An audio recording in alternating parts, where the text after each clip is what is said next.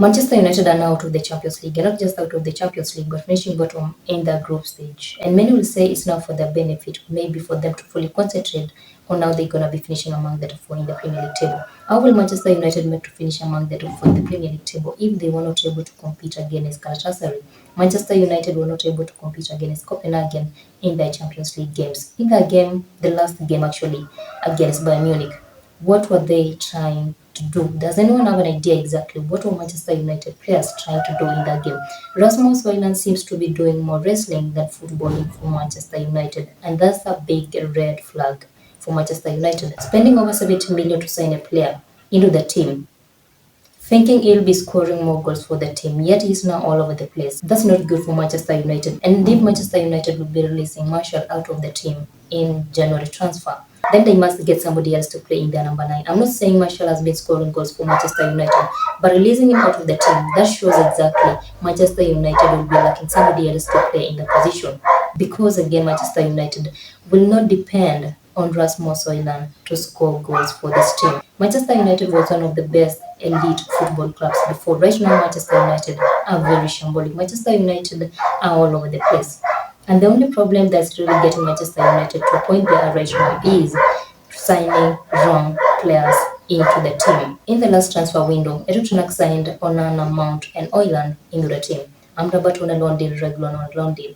And the players who are on a loan deal at Manchester United are doing better than the players that they were signed on a permanent deal into the team. What's really happening with these players? Are these players coming to Manchester United because it is one of the biggest football clubs in the world, or they're coming to Manchester United to play football? Letting David De Gea leave the club and signing Andre Onana as an immediate number 1 goalkeeper for Manchester United was a blunder for Manchester United. We've seen how Andre Onana is struggling to do what Manchester United fans are expecting from their number 1 goalkeeper. The goalkeeper the Manchester United fans thought Andre Onana will be in this team. The goal that Bayern Munich scored, many people will blame maybe Wan-Bissaka was all over the place. But to be honest, what was Andre Onana waiting for? I'm not saying you're going to be blaming Andre Onana for the mess that Manchester United are in right now. But there are other goals that Manchester United have conceded in their games that David De Gea could have saved. Conceding 15 goals in their Champions League games, that's a big red flag for Manchester United. Manchester United is no longer the club that Manchester United fans are talking about. We have to be very honest. This season's Manchester United is totally the opposite of what Manchester United fans are talking about.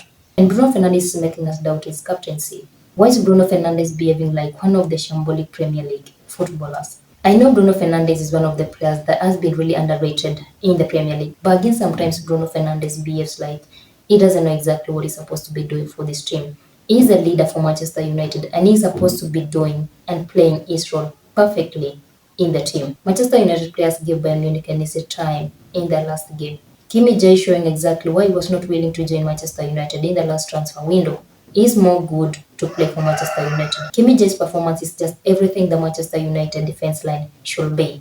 We've seen how Manchester United defense line is all over the place. Harry Maguire, what's really happening after being the player of the month? You are now all over the place. Luke Shaw, one of the players that proved everyone wrong last season, is now all over the place again this season. Wan-Bissaka, Diego Dalot, Lindelof, Varane. What's really happening with this Manchester United defense line? The only way the Manchester United fans will get themselves out of this depressing situation is believing the Manchester United Football Club is no longer the Manchester United they are talking about. They have to believe that Manchester United are not good enough.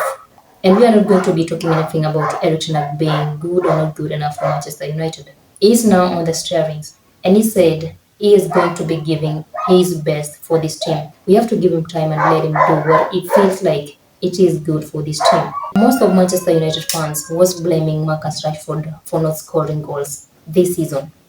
In the last 3 games, Manchester United haven't scored any goal. Now tell me, who are you going to be blaming? You are blaming Rashford is not good enough this season. He is treating more than the way he's scoring goals for the team. Now, who are you going to be blaming in your game against Bayern Munich? Who are you going to be blaming in your last game against Bournemouth? Because Manchester United didn't score any goal. And that tells us we should not be blaming each and every player. Yet we know Manchester United are not good enough this season. Everyone is struggling at Manchester United. You're not going to be blaming one of the players. He was really good last season. He is one of the players that he carried Manchester United last season alone. scoring the amount of goals that Rashford scored last season.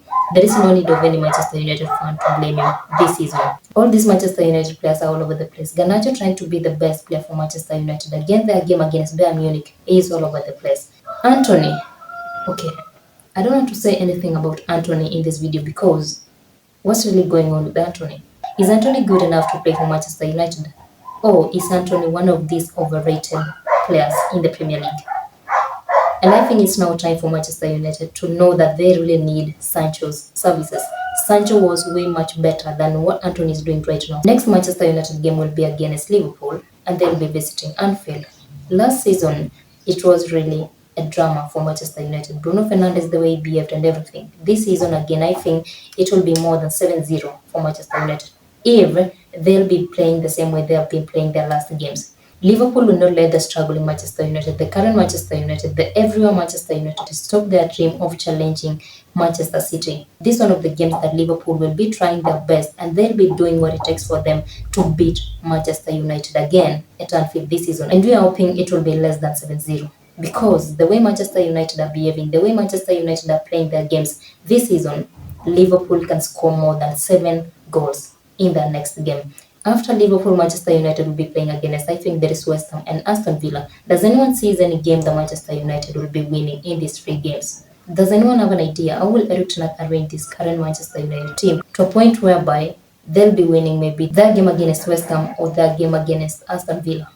Right now, there is no any difference between Manchester United, Chelsea, Bournemouth, Sheffield United, Fulham United. Manchester United is overrated. Let us know what you think about Manchester United at the comment section down below. Do you think they'll make to finish among the top 4 in the Premier League table now that they'll be fully concentrating on their Premier League games?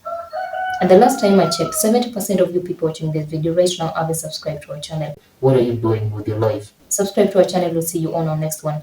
Till then, stay safe. As we wait and see what Liverpool are planning about Manchester United in that game at Anfield.